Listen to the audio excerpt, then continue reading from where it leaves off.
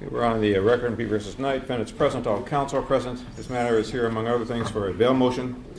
I've read and considered the motion by the defense. I've read and considered the memorandum by the people. I've reviewed all attachments in the people's memorandum with one exception. There are various DVDs that were presented in the people's memorandum. I tried to view them. It didn't come up on my computer, although the sound came up, so I listened to them. Based upon the people's response, let me inquire if there's an agreement among the people that Article 1, Section 12, subdivisions A, B, and C of the Constitution of California is not applicable to this case, making this a no-bail case. You concede that? Yes. All right. With that in mind, I'm prepared to hear from the parties. Mr. Fletcher, you'd like to be heard. Yes, Your Honor. As we put in our motion, this is clearly a case in which bail should be allowed. This is not a capital case. We can just start with this. They agreed that bail was proper and should have been allowed to Mr. Knight in the amount of $2 million. A lot of facts changed. They had a hearing without the benefit of counsel from Mr. Knight, and they raised that bail. That violates 1289 of the Penal Code. This is not a capital case. This is not a case in which narcotics were used or firearms. This is not a case when a single victim was allegedly threatened. There it goes. Those are the only three bases in which Mr. Knight can be held without bail. The people concede that he gets bail, but they make a mockery of this and say $25 million. Every single person in this, I've not seen a $25 million bail. I don't know if His Honor has, but in a... Unfortunately, in this courtroom, I have. The death penalty is not an issue here. I understand. The only times that it's even possibly appropriate is when the evidence is overwhelming of guilt. The code says when the evidence is evident and overwhelming. It's not in this case. Literally in this case, Judge, the prosecution's alleged victim, Mr. Sloan, confessed to Detective Barry Hall and said, "I fucked him up." He attacked Mr. Knight, but only after, Judge, I don't know how lately you've been to Compton, but to go from Bullis, where Mr. Sloan initially confronted Mr. Knight, to get all the way over to Central, you have to drive across the entire city of Compton. Mr. Sloan drove across the entire city of Compton, at which time he says, "Oh, I accidentally made a wrong turn and just happened to end up at Tam's restaurant," along with the decedent in this case and the third person. And on the video, Judge, there's no question about this. Mr. Knight was attacked, literally attacked. As Mr. Sloan says, he beat him, he hit him, he punched him, he fucked him up. He admitted to it. At that point in time, Mr. Knight then reverses, and there's been some argument that he should have, I guess, fled the scene from known active gang members who attacked him in broad daylight in reverse. 6 steps behind where the end of his car was, there's a house. There's a sidewalk and a house. There was nowhere to go. You can say it's not true all you want, Judge. I'll go get the pictures. It's not Central and Rosecrans. I'm sorry, I didn't say it's not true. I understand. I heard Miss Barnes over there whispering. Oh, okay. But at the end of the day, the facts are the facts. Mr. Knight was attacked by 3 people. Mr. Sloan is a admitted Athens Park Pyru or Jungle Pyru or whichever group he claims. He attacked this man twice. At the end of that event, prior to that event, he was called to the location by the decedent. It's a clear situation in which Mr. Knight was lured to the location. The moment he pulls up, he's attacked.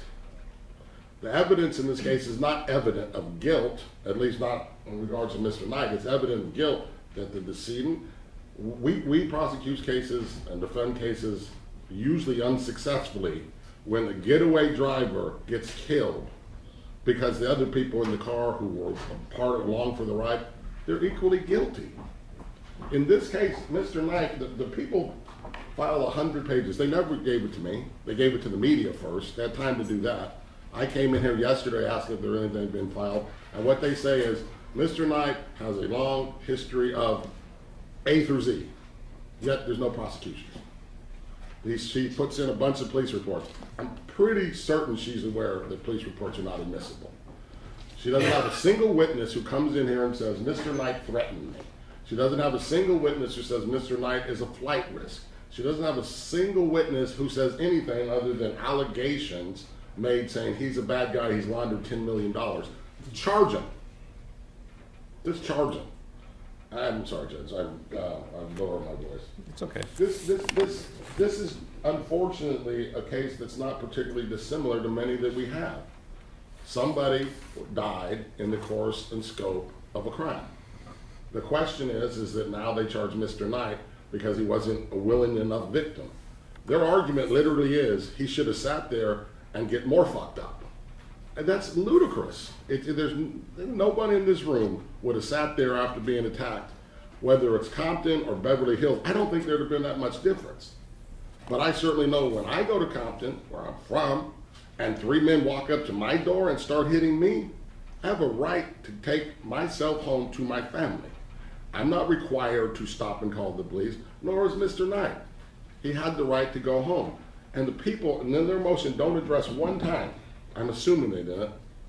They don't address one time, oh, by the way, we do have phone records that show that Mr. Knight was called to the location by the decedent. Undisputable. We do have phone records, and we do have confessions from Mr. Sloan that says, I attacked him, I beat him up. They don't dispute that. So the evidence is not evident of guilt, at least on the part of Mr. Knight. They can, if they want to charge him with money laundering, charge him with money laundering. If they want to charge him with witness intimidation, charge him with it. They don't have a witness. They've agreed in their office that at one point in time, $2 million was reasonable. I think under 505 of the jury instructions, Calgit, it says, if Mr. Knight had been attacked, and Mr. Knight had then said, I'm going to run you over, and he ran him over, he's not guilty of a crime. That's not what the defense is. Mr. Knight literally, accidentally, trying to get away from someone, 3 people attacking him, ran the guy over, going through the driveway of the location. That's not a crime. I understand for purposes of this, we have to arguably admit it's a crime of some sort, but it's not evident that Mr. Knight is guilty of a crime. He was attacked in broad daylight, and they confessed to it, and the prosecution comes in and tells Your Honor, with a straight face, okay, he gets bail, $25 million. That's not a reasonable bail. Under statute, he's entitled to a reasonable bail that's not excessive. There's no showing that Mr. Knight is some billionaire or millionaire. It's like she watches Empire and comes in and says he's an unrepentant and shameless criminal. Prosecute him. But right now, what this case really stands for is does Suge Knight or anybody have to be a willing victim? I don't believe, Judge, I don't believe in, with all sincerity and candor, that you or I would sit there and let 3 gang members fuck me up. I don't believe that. And because I don't believe that, I believe it's applicable, the law is applicable, that says Mr. Knight had a right to self-defense. If the death was accidental or intentional in either situation, the law has distinguished this particular situation. In the case that I don't know if the people have read it, in the case of Tom Greer in Long Beach, same jurisdiction, same DAs, the gentleman comes home, finds 2 people burglarizing his home. He goes and gets a gun, he's beaten up, just as Mr. Knight was. He gets a gun, he chases them through the house, through the garage, and into the alley where he shoots the slower runner, in his words. He walks up to her and she says, please don't shoot me, I'm pregnant. He shoots her anyway. District Attorney's Office never even arrested him, never filed a charge because of 505. This incident is not clear, and it's not nearly as egregious as what Mr. Greer was. Same district attorney, same office, not same actual deputy district attorney, I apologize, same office. The law has to apply equally. And when you're talking about someone named Suge Knight or Kanye West, it doesn't matter to me. The law is blind. And if this was just a case, justice should be blind, and I believe this court certainly is. And you know how much I respect you, so I don't mean to be rude in any way. I know you don't view him as anyone other than a defendant, a person entitled to and will absolutely get a fair application of the law. If this case was sitting there and his name wasn't Suge Knight, they wouldn't have filed this case. They wouldn't have filed this case because he was attacked by gang members in broad daylight who then confessed to the crime. Mr. Sloan is an active gang member who confesses to attacking a human being. There is a video where he clearly has a gun, and at best it's extremely strong circumstantial evidence because the gun's taken from his hand and placed in the waistband. Some people carry their wallets in the waistband. I don't know that person, but I've seen a lot of people carry their guns in the waistband. Not one single time have they filed a charge against Mr. Sloan. You can't get away from the fact that he confessed. He beat the man up. He caused the death of the other gentleman, caused the death. And then they sit here and they literally come in here and say, $25 million bail. I don't think that's reasonable. It's clearly excessive. There was no reason that they gave to raise his bail or revoke his bail from $2 million, violation of the code.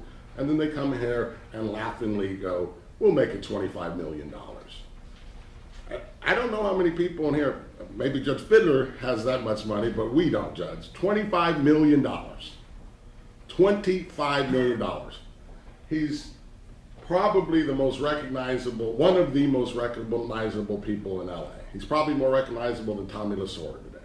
Maybe Magic Johnson is more recognizable. Maybe Kobe Bryant. He's not a flight risk, no passport.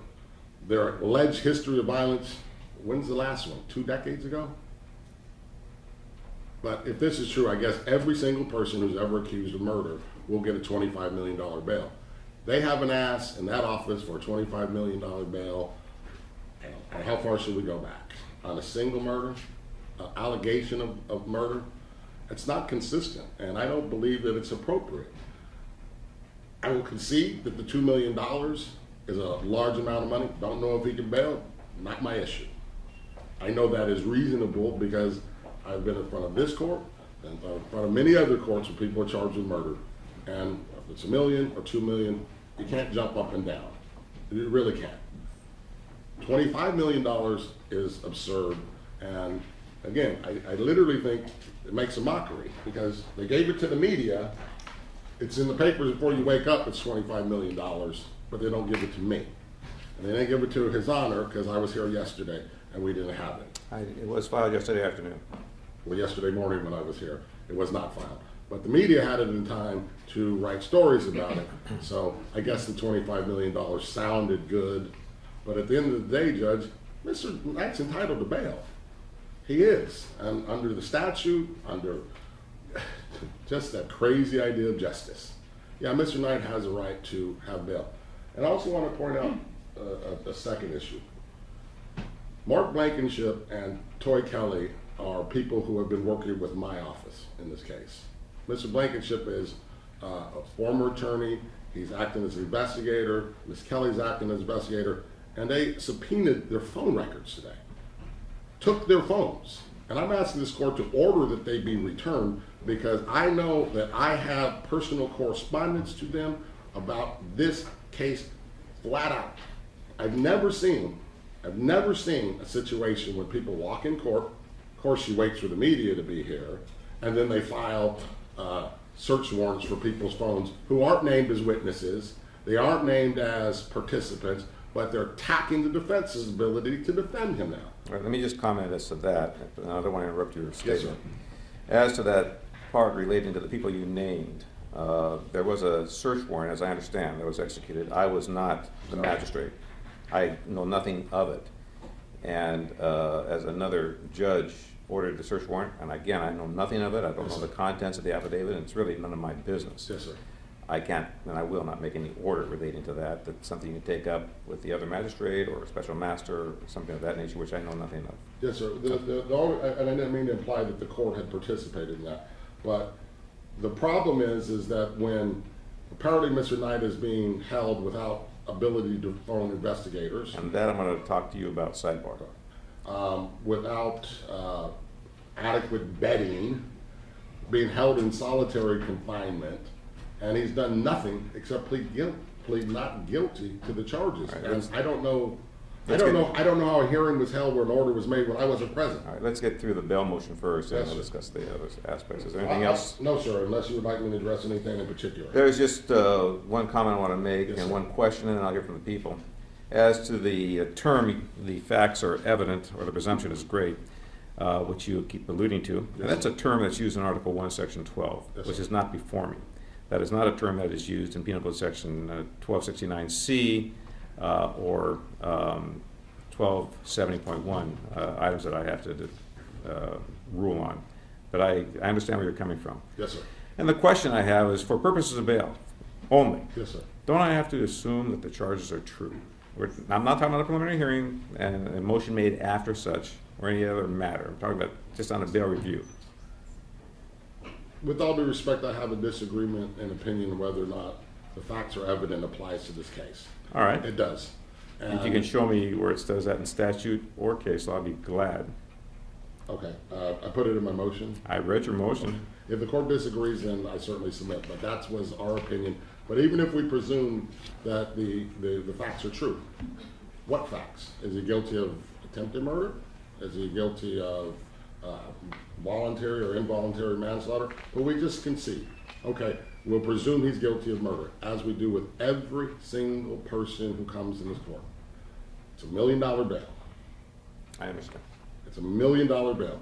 They're saying that Mr. Knight is 25 times more responsible, more culpable. And just as you asked me, Your Honor, say, okay, we'll presume that the charges are true.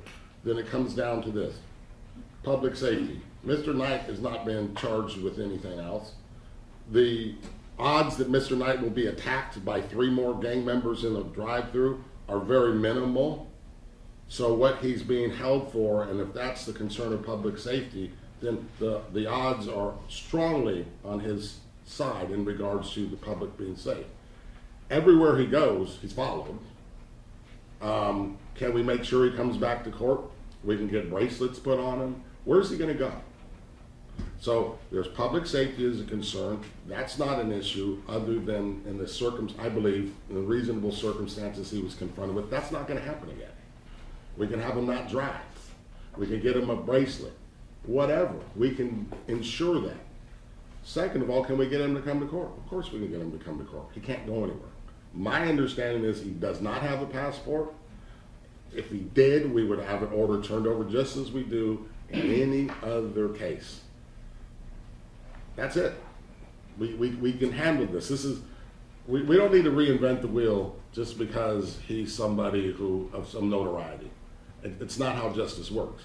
Presume he's guilty and give him $1 million bail, or presume he's guilty and they give him the $2 million bail that the prosecution's office agreed to and asked for and was set. But under no circumstances, Judge, and the people concede this. They say he's bailable. They've conceded that he's bailable.